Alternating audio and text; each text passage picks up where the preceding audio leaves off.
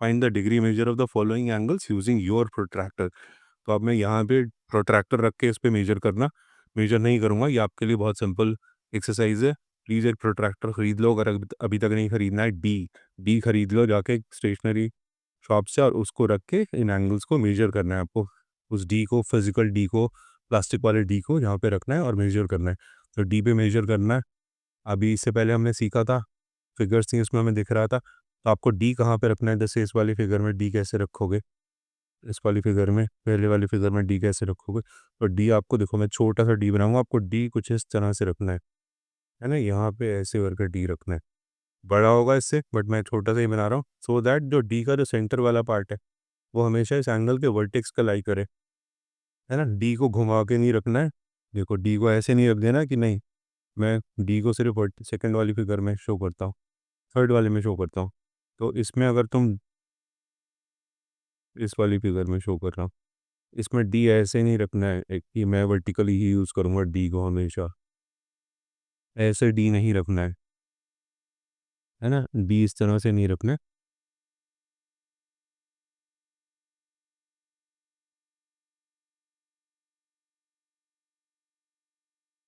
अपने डी को इस तरह से नहीं रखना है, बिकॉज इसमें आप एंगल मेजर ही नहीं कर पा रहे हो, नहीं कर पाओगे, है ना। एक तरफ तो एंगल जो है वो डी में आ रहा है, बाकी का आधा से ज़्यादा एंगल जो नीचे वाला पार्ट है एंगल का वो डी में आ ही नहीं रहा है।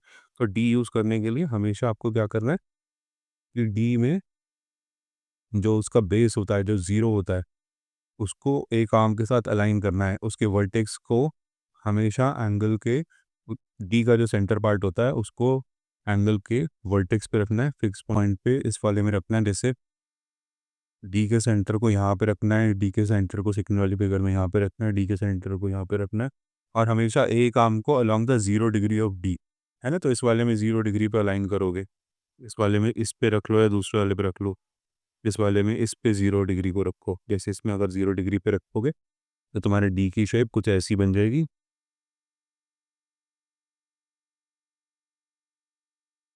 ऐसे करके अगर एक आर्म को आपने 0 डिग्रीज पे रख लिया, है ना, अपने डी की, और जो डी का सेंटर था वहाँ पे आपने वर्टेक्स रखना है, तो आप करेक्टली मेजर कर पाओगे। तो एंगल मेजर्स करो, प्रैक्टिस करोगे तो ठीक ठीक रहेगा। सेकंड फिगर इट आउट में find the degree measures of different angles, find the degree measure of different angles in your classroom using a protractor. आप डी की मदद से डिफरेंट एंगल्स को मेजर कर लें, बट डी एक ऐसा शेप होता है जिसका बेस जो होता है वो स्ट्रेट होता है। तो आप, अगर जैसे कि आप जिस रूम में बैठे हो, है ना, रूम रूम में बैठे हो, वो क्यूबॉइड शेप रूम है, उसकी दीवारें एक दूसरे से 90 डिग्री पे हैं। तो आप 90 डिग्री में वहाँ अपना डी ले जाके उसको मेजर नहीं कर पाओगे। आपका जो एंगल बिटवीन द फ्लोर और एनी वॉल है वो भी 90 डिग्री है, तो आप डी ले जाके मेजर नहीं कर पाओगे। तो आप ऐसा करो कि आप एक पेपर कटिंग बना लो, एक पेपर को इस तरह से कट करो जो फ्लोर और वॉल के बीच में फिट हो जाए करेक्टली, या वॉल एंड वॉल के बीच में फिट हो जाए करेक्टली। और फिर जो पेपर फोल्ड का एंगल है वो उसको आप डी से मेजर कर लो।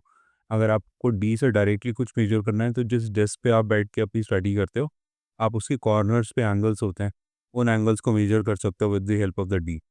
तो टेबल कॉर्नर्स को मेजर करने की कोशिश करना, टेबल कॉर्नर्स को, है ना, टेबल कॉर्नर्स को,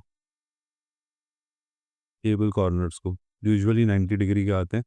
या फिर जिस बुक से आप पढ़ रहे हो उसमें भी जो पेज के कॉर्नर्स होते हैं उनको भी आप मेजर कर सकते हो डायरेक्टली डी से, उनको मेजर करने की कोशिश करनी है। कोई अगर आपको इरेगुलर फिगर नज़र, एक ऐसी फिगर नज़र आ रही है जिसके कॉर्नर्स 90 डिग्री पे नहीं है, उसको भी सोचना है, उसके भी एंगल मेजर करने की कोशिश करनी है। Now coming to the next question of this figure it out. Third question, find the degree measure for the angle given below, check if your paper protractor can be used. तो आप अपना paper protractor अगर आपने बनाया हो, आपने साथ साथ में बनाया हो, एक सर्कल लिया हो, उसको फोल्ड किया हो, देन फोल्ड किया हो 2-3 बार, और उसके बाद आप डिग्री मेजर उसमें 90 डिग्री, 45 डिग्री, 22.5 डिग्री तक आ गए हो, उस पेपर प्रोट्रैक्टर से इसको मेजर करके देखो कि क्या ये पेपर प्रोट्रैक्टर से मेजर हो पा रहा है ये एंगल। पहले तो उसको एक नॉर्मल प्रोट्रैक्टर प्लास्टिक का होता है, ट्रांसपेरेंट होता है, आप डायरेक्टली अपनी बुक पे, नोटबुक के ऊपर रख के जिस पे आपके एंगल्स ड्रॉ हुए हुए हैं, है ना, उससे मेजर कर सकते हो। उसके अलावा आप अपना पेपर प्रोट्रैक्टर अगर यूज़ करने आते हो तो उसको भी यूज़ कर सकते हो। इस एंगल का या तो कटआउट ले लो और अपने पेपर प्रोट्रैक्टर के ऊपर रख के देखो कि क्या एग्जैक्टली उससे मेजर हो रहे हैं दोनों एंगल्स। क्या ये 22.5 के मल्टीपल्स में चल रहे हैं ये एंगल्स, तो एग्जैक्टली मेजर हो जाएंगे। अगर 22.5 के मल्टीपल में नहीं है तो इट विल एटलीस्ट ये शो कर देगा कि ये 0 to 22.5 के बीच में है, या 0 to 45 डिग्री के बीच में है, या 0 to 67.5 के बीच में है। तो आपको अंदाज़ा लग जाएगा कि हाँ ये एंगल कितना बड़ा है। आप पेपर प्रोट्रैक्टर से मेजर करने की कोशिश करना। नेक्स्ट क्वेश्चन पे आते हैं। Fourth question, how can you find the degree measure of the angle given below using a protractor. तो देखो, इस फिगर को अगर आप गौर से देखोगे तो ये बाहर वाला एंगल मेजर करवा रहे हैं। यहाँ डिग्री ऑफ रोटेशन जो है ना, देखो हम कैसे एंगल को, हमने जब शुरुआत करी थी पढ़ना तो हमने एक बुक से पढ़ा था कि बुक बुक बंद पड़ी है, उसका ऊपर वाला नीचे वाला पेज एक दूसरे को ओवरलैप कर रहा है। फिर वो बुक ओपन होनी शुरू हुई तो डिग्री ऑफ रोटेशन को हम एंगल कह रहे थे। बुक कम खुली, बुक और खुली नेक्स्ट वाले फिगर में, तो ये वाला एंगल बन गया। बुक इससे भी ज़्यादा खुल गई तो ये वाला एंगल बन गया। अब इसके बाद ऊपर बना रहा हूँ, सबसे ऊपर से स्टार्ट कर रहा हूँ। बट बुक पूरी स्ट्रेट खुल गई तो ये वाला एंगल बन गया। और बुक स्ट्रेट खुलने के बाद दूसरा वाला पेज स्ट्रेट से भी ज़्यादा नीचे चला गया तो ये वाला एंगल बन गया, है ना। और ज़्यादा नीचे चला गया दूसरा वाला पेज तो वो और ज़्यादा डिग्री ऑफ रोटेशन हो गई। तो ये डिग्री ऑफ रोटेशन इसमें इतनी ज़्यादा है, इन दो ये जो फिगर आपको दे रखी है क्वेश्चन नंबर 4 में, कि हमें डिग्री ऑफ रोटेशन ये वाली मेजर करनी है कि ये दो मान लो बुक के पेजेस से और हमने उसको इतना खोल दिया है ना। तो हमें ये आउटर वाला एंगल मेजर करना है, हमें इनर वाला नहीं करना। अभी तक हम सारे इनर वाले कर रहे थे, ये वाले कर रहे थे, इनर वाले कर रहे थे। हमें इसमें आउटर वाला एंगल मेजर करना है। ठीक है, तो इस एंगल को आप क्या डी की मदद से मेजर कर सकते हो? हाँ, मैं कर सकता हूँ। एक डी जो कि 180 डिग्री तक ही मेजर करता है किसी भी एंगल को। क्या ये 180 डिग्री से ज़्यादा का एंगल लग रहा है? हाँ, मुझे तो ये लग रहा है। देखो मैं इसको स्ट्रेट एंगल में कन्वर्ट करने की कोशिश करूँ, अगर इस वाले आर्म पे, ऊपर वाले आर्म पे देखो, जिस पे मैंने ये करा, इस वाले आर्म पे मैं एक स्केल रख के इसको एक्सटेंड कर दूँ अदर साइड में, तो ये 180 डिग्री यहाँ तक एंगल हो गया। जहाँ तक एंगल 180 डिग्री हो गया स्ट्रेट एंगल, और उसके बाद ये वाला एंगल बचा रह गया, है ना। तो क्या नीचे वाले एंगल को, इस वाले एंगल को आप डी से मेजर कर सकते हैं? हाँ, कर सकते हैं। इसको मेजर करके लेट्स से कि ये 8 डिग्री आ गया।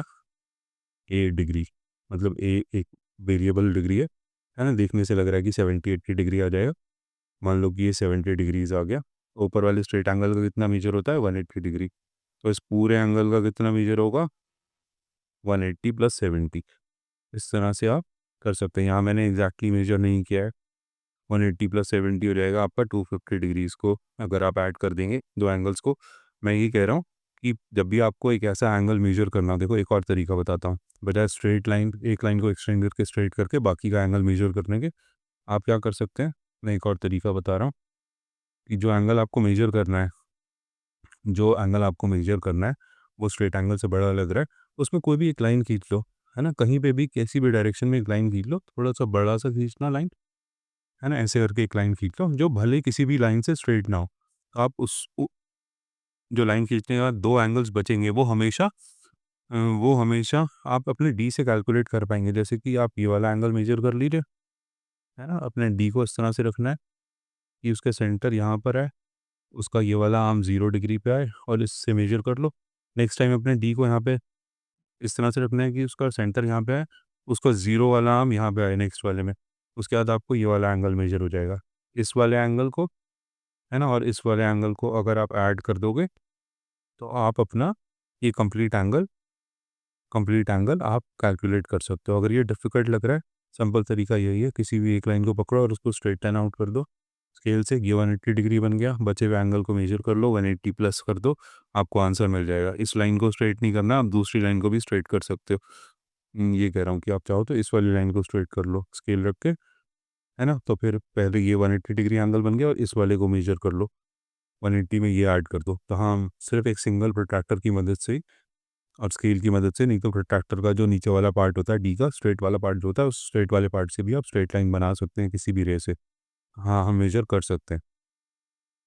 Next question, fifth question, measure and write the degree measures for each of the following angles. Please इसको अपने डी को यूज़ करना है और ये एंगल्स मेजर करने हैं। कोई भी एंगल 90 डिग्री से कम का लग रहा है, आप विजुअली देख के बता सकते हो ये 90 डिग्री का एंगल है, ये 180 डिग्री का एंगल है ना, ये कंप्लीट सर्कल है 360 डिग्री का एंगल है। अगर आपको विजुअली 90 डिग्री से कम का लग रहा है तो 0 1 0 10 20 30 40 वाली साइड से मेजर करो, है ना। उसको मेजर गलत उल्टी साइड से नहीं करना है। अगर एंगल का मुंह राइट में खुला हुआ है, एंगल का मुंह राइट में खुला हुआ है ना, तो जो इनर वाली मार्किंग होती है डी की, उससे मेजर करो। इसका भी राइट में खुला है, इसका भी राइट में खुला है, इसका लेफ्ट में खुला है, तो आउटर वाली मार्किंग से यूज़ करना है ना। और देख के इस एंगल को जैसे देख के मुझे लग रहा है, फर्स्ट ए वाले को देख के लग रहा है कि 90 डिग्री से कम है। तो अगर आप गलत मार्किंग यूज़ कर रहे होंगे तो एक्चुअली में वो आपको दिखाएगा कि 90 डिग्री से ज़्यादा मेजर हो रहा है। तो कॉमन सेंस भी यूज़ करनी है एंगल मेजर करते टाइम। तो इनको अपना डी यूज़ करना शुरू करोगे, थोड़ी बहुत मिस्टेक्स होंगी बट इवेंचुअली करेक्ट हो जाएंगे अगर आप प्रैक्टिस करते रहेंगे तो। नेक्स्ट क्वेश्चन पे चलते हैं, फिगर इट आउट। अब इन्होंने हमें एक्चुअली में एक डायग्राम दे दिया जिस पे डी भी रख दिया है इन्होंने डायग्राम पे कि तुम्हें बाजार से खरीद के नहीं लाना, तो लो हम डी भी रख के दे रहे हैं, अब एंगल मेजर करके बताओ। So find the degree measure of these angles. एक एक करके एंगल्स को देख लेते हैं और मेजर कर लेते हैं। फर्स्ट वाला है बी एक्स सी। बी एक्स सी मतलब बी तो ये है, एक्स सेंटर में इसका बेस वर्टेक्स जो है ये आ गया, और ई ये है ना। तो हमें ये वाला एंगल मेजर करना है ना। तो हम एक्स सी पे अपना जीरो अलाइन कर रखा है इन्होंने, उसकी तो ऑलरेडी डायग्राम बना हुआ है। हमें बी एक्स सी मेजर करना है, तो हम राइट वाली साइड से मेजर कर रहे हैं, हम ऐसे करके देख रहे हैं एंगल को, है ना। इसी तरह से हम अपनी मार्किंग्स को देख रहे हैं, 10 20 30 40 ऐसे उसमें बढ़ रहा है ना, 50 60 70 80 90 100 110 और 20 के बीच में आ रहा है। तो ये 115 डिग्री का एंगल लग रहा है, ये 115 डिग्री लग रहा है, 115 डिग्री। नेक्स्ट वाला एंगल अगर हम देखें कौन सा कह रहे हैं ये लोग, इसको हटा देता हूँ। नेक्स्ट वाला अगेन सी एक्स सी। सी एक्स सी तो ये सी ये आ गया, एक्स इनका वर्टेक्स है, फिक्स पॉइंट है, सी एक्स ई, ये वाला सी एक्स ई को मेजर करवा रहे हैं, है ना। आप सी एक्स ई बोलो या ई एक्स सी बोलो, आई एम सेइंग कि आप सी एक्स एंगल सी एक्स ई बोलो या एंगल ई एक्स सी बोलो, वो दोनों बराबर ही हैं, है ना। हमें इस इन दोनों के बीच में एक्स ई और एक्स सी के बीच में एंगल मेजर करना है, ये वाला एंगल मेजर करना है। तो ये देखने से लग रहा है कि ये 85 डिग्रीज का एंगल है ना। यहाँ से ये वाला एंगल हमने मेजर करना शुरू करा, अगेन 10 20 30 40 वाली साइड से इनर मार्किंग से देखेंगे, और ये 80 और 90 के बीच में वाला लाइन गुजर रही है, ये 85 डिग्रीज का एंगल आ जाएगा, ये 85 डिग्रीज का आ जाएगा। सिमिलरली अब इन्होंने बोला है, नेक्स्ट एंगल इन्होंने बोला है कि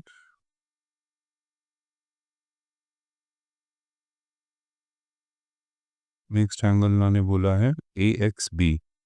तो ए यहाँ पे है, एक्स इसमें फिक्स्ड पॉइंट है, वर्टेक्स है जहाँ दोनों साइड्स उसकी कोइंसाइड करिए, ए एक्स बी बी, है ना। तो अब हम ये वाला एंगल मेजर करने की बात कर रहे हैं, तो इसके लिए इनर वाली मार्किंग्स नहीं यूज़ करनी है, इसके लिए आउटर वाली मार्किंग्स यूज़ करनी है।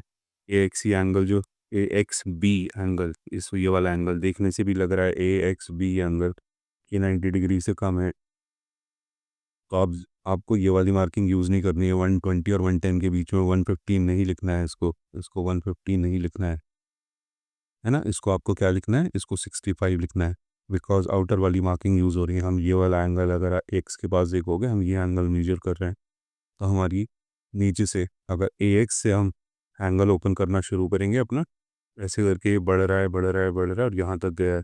यहाँ पे अगर देखोगे कौन सी वैल्यूज़ बढ़ रही हैं, 10 20 30 40 50 60 और 70 के बीच में 65 डिग्रीज।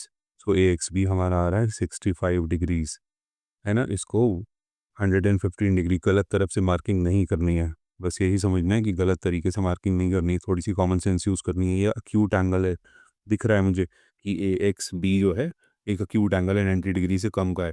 अगर आप उसको 115 डिग्री लिख रहे हो ये देखने के बाद भी कि अक्यूट एंगल है, 90 डिग्री से बड़ा अगर एंगल होगा तो ऑब्ट्यूज एंगल होगा, बड़ा एंगल होगा 90 डिग्री से, तो 90 से छोटा है ना, तो उसको 65 डिग्री ही लिखना है, सही तरह से उसको मेजर करना है सही डायरेक्शन से।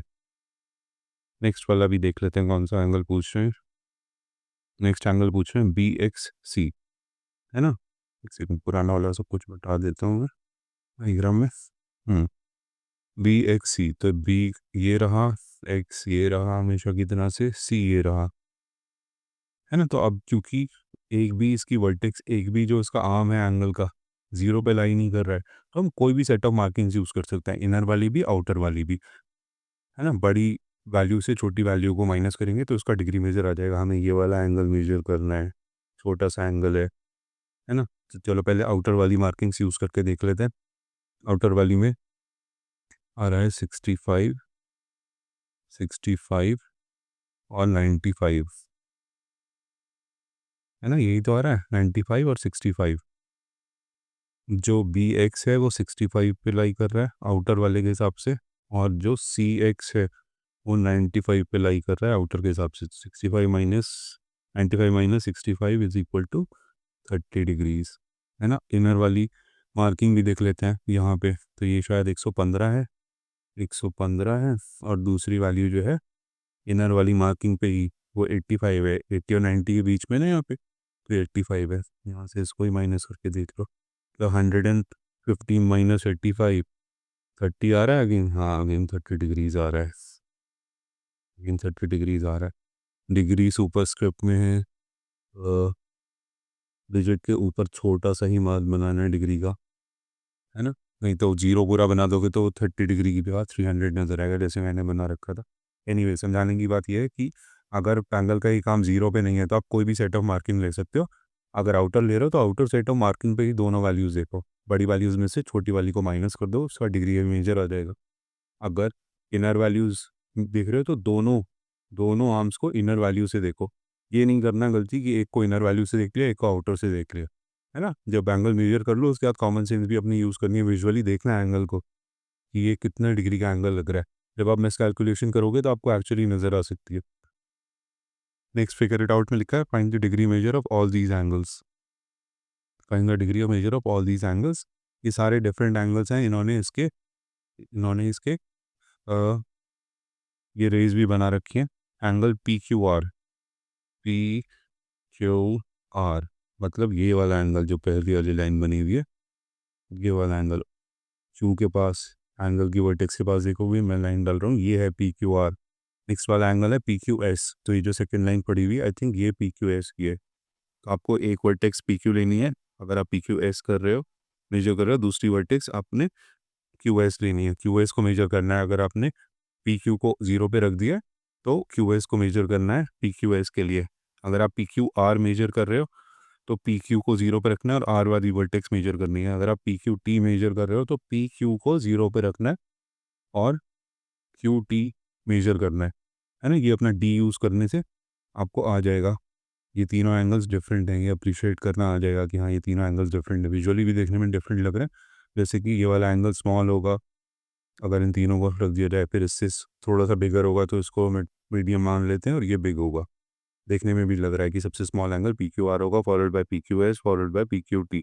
इनको मेजर कर लेना है करेक्टली, डी को यूज़ करना है सही से, एंगल की एक आर्म को 0 डिग्री पे लाना है, वर्टेक्स को सेंटर ऑफ डी में रखना है, दूसरी वाली आर्म से आप उसको मेजर कर सकते हैं कितना डिग्री का एंगल है। नाउ फिगर इट आउट, इसमें इन्होंने make a paper craft as given the instruction, then unfold and open the paper and fully draw lines on the creases made and measure the angles found. तो इन्होंने देखो क्या किया है कि paper को फोल्ड करना स्टार्ट किया है। बचपन में हमें किश्ती बनाना भी सिखाते थे, तो यहाँ थर्ड तक तो किश्ती जैसा ही लग रहा है ना। एक इन्होंने स्क्वायर पेपर लिया, उसको डायगनली फर्स्ट वाले फिगर में देखोगे तो डायगनली इन्होंने इसको फोल्ड कर दिया। देन जो हमारे पास ये ट्राइंगल मिला, इसका बेस इन्होंने एक बार फोल्ड कर दिया सेकंड फिगर में, तो हमें थर्ड फिगर मिल गई। थर्ड फिगर में अगेन इन्होंने क्या किया कि इस वाली थर्ड वाली में ही देखोगे अगर, तो ये वाली जो क्रीज थी, ये वर्टिकल एक लाइन से इन्होंने बचे हुए इसको हाफ में फोल्ड कर दिया, यहाँ से ऐसे क्रीज बनाई, इस वाले पार्ट को उठा के इसके ऊपर फोल्ड कर दिया है ना। तो हमें एक ऐसी सी फिगर मिल गई। अगेन इन्होंने दूसरी साइड में भी यही किया है, रिपीट किया दूसरी तरफ भी, तो ये फिगर मिल गई। अगेन इन्होंने इसका जो ये ट्रायंगुलर फ्लैप बन गया था, शायद इसको उलट दिया है, इस ट्रायंगुलर फ्लैप को फिर से फोल्ड कर दिया है। फोल्ड करते करते यहाँ तक ऐसी फिगर बन गई थी, इसके बॉट 7 वाली फिगर तक आ गए थे। फिर उसके बॉटम में ये कोना नज़र आ रहा था, इस कोने को कम करने के लिए इन्होंने अलॉन्ग दिस लाइन फोल्ड कर दिया, तो इसकी ये चिन भी चिन ये फ्लैट हो गई। बची हुई फिगर में इन्होंने एक फेस बना दिया 8 तक आते आते। तो ये पेपर फोल्डिंग है, करके देखो आप कर पाओगे, बड़े आसानी से पेपर फोल्ड हो जाएगा। बट लेकिन ये मैथ्स की ग्राफ की क्लास नहीं है। पेपर फोल्डिंग के बाद आपको अनफोल्ड कर लेना है और आपको एंगल मेजर करने की कोशिश करनी है, एंगल मेजर करने की कोशिश करनी है ना। जैसे कि मैं फिगर 1 और 2 में कुछ एंगल्स आपके लिए, इस वाली फिगर में और इस वाले में कुछ एंगल्स तुम्हारे लिए मेजर करके बता सकता हूँ कि इसमें कैसे एंगल मेजर होंगे। वैसे आप लोग अपने डी की मदद से ये जितनी भी क्रीजेस बन रही हैं, पेपर क्रीज बन रही है, पेपर पे जो फोल्ड का निशान बन रहा है, उसको मेजर करो एक दूसरे फोल्ड से, उसको मेजर करो कॉर्नर ऑफ द पेपर से। 1 और 2 में देखो, जैसे अगर ये स्क्वायर पेपर है या रेक्टेंगुलर पेपर है, तो इसमें यहाँ 4 एंगल्स हैं कोने में है, ये सारे 90 डिग्री के एंगल्स होते हैं, है ना। अगर हमने इसको डायगनली फोल्ड कर दिया तो ये तो 90 डिग्री का एंगल रह गया, बाकी का जो दूसरा 90 डिग्री का एंगल था, ये वाला जहाँ पे हमने फोल्ड किया और ये वाला, ये बाइसेक्ट हो गए, हाफ हो गए। तो ये वाला एंगल कितने का बन जाएगा, 45 डिग्री का। ये वाला एंगल कितना बन जाएगा, 45 डिग्री का, है ना। ये 90 डिग्री का ऐसे का ऐसे रह जाएगा, ठीक है। इसमें देखो एक एक दो एंगल्स और मेजर करके बताता हूँ ट्राइंगल तक में। सेकंड वाले फिगर की बात कर रहा हूँ, है ना। हमने इस ट्राइंगल के इस वर्टेक्स पे, इस वर्टेक्स पे, इस वर्टेक्स के एंगल बता दिया। यहाँ जो अगली लाइन, जो पैरेलल लाइन हमने बेस से बनाई है, ये वाली डॉटेड लाइन जो बनाई है, इसका एंगल कितना होगा, क्योंकि ये बेस से पैरेलल लाइन है, तो ये वाला एंगल भी 45 डिग्री का होगा। इसको मेजर करके देख लेना, ये भी 45 डिग्री का होगा, है ना। इसको अपने डी से एंगल मेजर करना है। इसी तरह से ये पूरी फिगर बनाने के बाद, 8 तक फिगर बनाने के बाद, आपको बेसिकली इसको अनफोल्ड करना है पूरा। उसको पूरा अनफोल्ड करो, अनफोल्ड करो, और उसके बाद सारे एंगल जितने आपको नज़र आ रहे हैं वो मेजर करने। 9th क्वेश्चन पढ़ते हैं।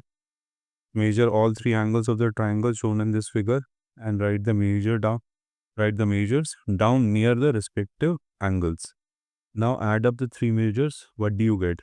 Do you do the same for the triangles in the figure B and C, and try it for other triangles as well, and then make a conjecture for what happens in general. We will come back to this. We'll come back to why this happens in a later year. तो इस question में आपसे कहा जा रहा है कि एक आपको ट्राइंगल दे रखा है फिगर ए में, फिगर बी में, फिगर सी में। आपको इन तीनों एंगल्स को मेजर करना है। जैसे एंगल, ये वाला एंगल है, एंगल सी ए बी या एंगल ए बी बोल सकते हो उसको, है ना। इसको मेजर करना है।